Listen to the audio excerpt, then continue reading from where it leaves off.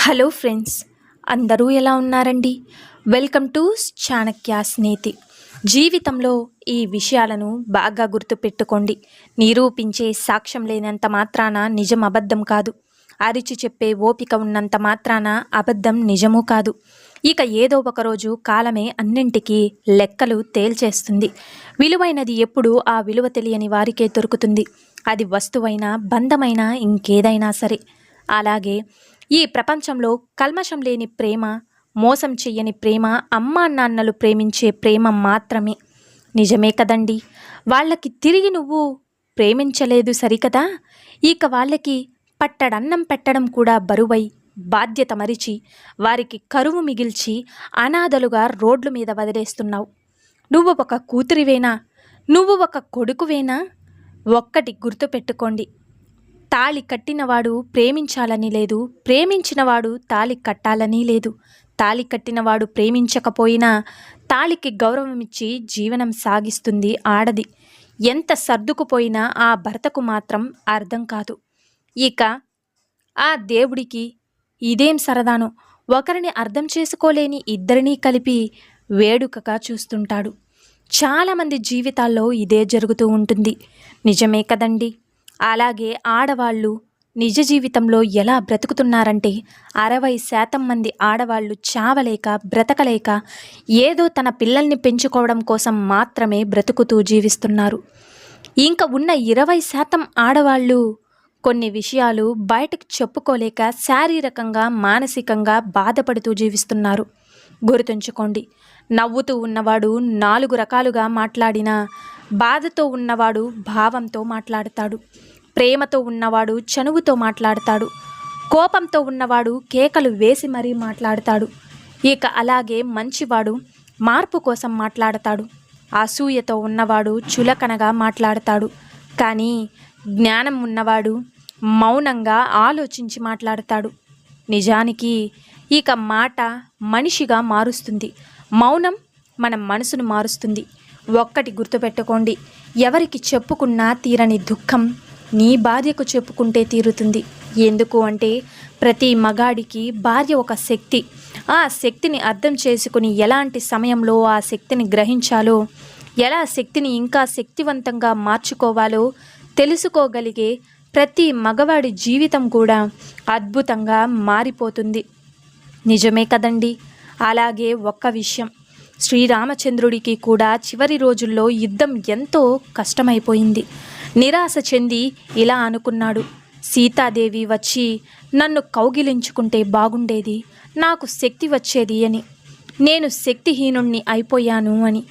ఇక ఆయన ప్రార్థనకి అగస్త్య మహర్షి దిగివచ్చి శ్రీరాముడికి ఆదిత్య స్తోత్రాన్ని ఇచ్చి, సూర్యభగవాను ఆరాధించవయ్యా, సీతాదేవి ఇవ్వగలిగిన శక్తినంతటినీ కూడా సూర్యశక్తి రూపంలో నీకిచ్చాడు అని ఆయన అన్నాడట. ఇక శ్రీరామచంద్రమూర్తి ఆ సూర్యశక్తితో రావణాసురుడిని ఓడించాడట. ఒక భార్య అంతటి శక్తినిస్తుంది. భార్యాభర్తలు ఇద్దరూ కూడా ఒకరిపై ఒకరు నమ్మకంతో ఉండండి, ఒకరినొకరు ఓదార్చుకోండి, ఒకరినొకరు ఉద్ధరించుకోండి, ఒకరినొకరు ప్రేమించుకోండి. అప్పుడు జీవితంలో ఏ సమస్య అయినా సరే ఖచ్చితంగా ప్రేమగా ఎదుర్కొని నిలబడతారని గుర్తుంచుకోండి. మగవాడి జీవితానికి భార్యకు మించిన గొప్ప భరోసా మరొకటి లేదు. అలాగే భార్య కూడా భర్తకు మించిన ప్రపంచం మరొకటి ఉండదు. నిజమే కదా. భార్య ఎప్పుడూ కూడా ఉదయాన్నే తన భర్తని వారి పెళ్ళైన కొత్తలో ఎలా అయితే పలకరించోదో ప్రతిరోజు కూడా అలా పలకరిస్తే వారి దాంపత్య జీవితం ఎంతో బాగుంటుంది. 30 ఏళ్ల కాపురమైనా సరే అలాగే పలకరించాలి. భార్య పొద్దున్నే లేచి మొహం కడుక్కోలేకపోయారా, మీ మొహం ఎంత బాగుంటుందో అని భార్య ఒక్క మాట అంటే చాలు, ఇక భర్త సూర్యనారాయణుడిలా వెలిగిపోతాడు. కాస్త నుదుటిన బొట్టు ధరిస్తే చూడ్డానికి 2 కళ్ళు చాలవు అని భర్త అనగలిగితే ఆ బొట్టు పెట్టుకుని భార్య ఎంత మురిసిపోతుందో వర్ణించచాలదు. ఎందుకు అంటే, ఒక నిజమైన భార్య భర్త పొగడ్తను తప్పకుండా కోరుకుంటుంది. అంతేగాని రోజు చూసే ముఖమే అని భర్త అన్నా లేదా భార్య అన్నా వాళ్ళ జీవితంలో విరహాలే తప్ప సరసాలెప్పుడూ ఉండవు. ప్రతి ఉదయాన్నే ఒక స్వచ్ఛమైన చిరునవ్వుతో, ఒక మంచి మాటలతో ప్రారంభించండి. ఇక అప్పుడు ప్రతిరోజు కూడా బాగుంటుంది. ఆనందంగా జీవించండి. ఎవరిని ఎక్కువగా నమ్మకండి. ఒక్కటైతే గుర్తుంచుకోండి, ఎండాకాలంలో నిన్ను రక్షించిన చెప్పులే వర్షాకాలంలో నీ మీద బురద చల్లుతుంటాయి. ఎవరిని ఎక్కడ ఉంచాలో అక్కడే ఉంచడం నేర్చుకోండి. జీవితంలో ఏ మరక లేకుండా ప్రశాంతంగా జీవించగలుగుతారు. అర్థమైంది కదండి? అలాగే ఒంటరిగా వస్తాం, ఒంటరిగా పోతాం. మనిషి చేతిలో ఏది ఉండదు. ఉన్నన్ని రోజులు నలుగురిని ప్రేమించు. ఒంటరితనాన్ని నవ్వుతూ జయించు. నీకున్న కష్టాలు ఆనందంగా ఓడించు. ఇక ఒక్క గుండెలోనైనా నువ్వు చెక్కు చెదరని స్థానాన్ని సంపాదిస్తావు. ఇష్టపడి చేస్తే కష్టమైన పని కూడా సులువుగా పూర్తవుతుంది. అయిష్టంగా చేస్తే సులువైన పని కూడా కష్టంలాగానే అనిపిస్తుంది. అలాగే నీ జీవితంలో వదిలి వెళ్ళిన వారి గురించి ఆలోచించకు. జీవితంలో ఉన్నవాళ్ళు శాశ్వతమని భావించు. ఎవరో వచ్చి నీ బాధను అర్థం చేసుకుంటారని ఊహించకు. నీకు నువ్వే ధైర్యం కావాలి. నీకు నువ్వే నిలబడాలి. అలాగే వెలుగు లేదని చీకట్లోనే స్థిరపడిపోతావా?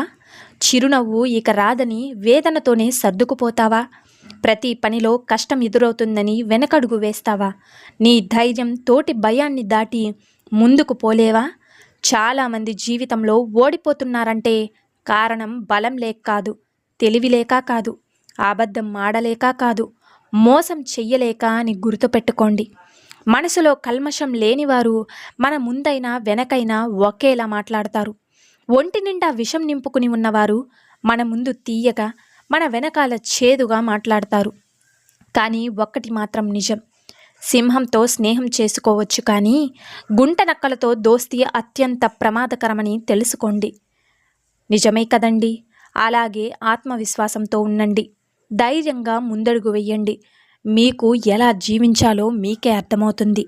సో చూశారు కదండి ఇవాళ వీడియో.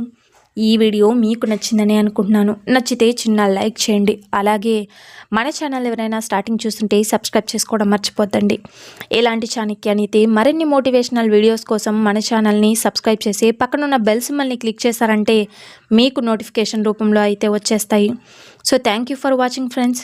రేపటి వీడియోలో చాణక్యులు గారు ఏ మంచి మాటలను, ఏ మంచి సూక్తులను మనకి చెప్పబోతున్నారు అన్నది మనం రేపటి వీడియోలో అయితే తెలుసుకుందాం.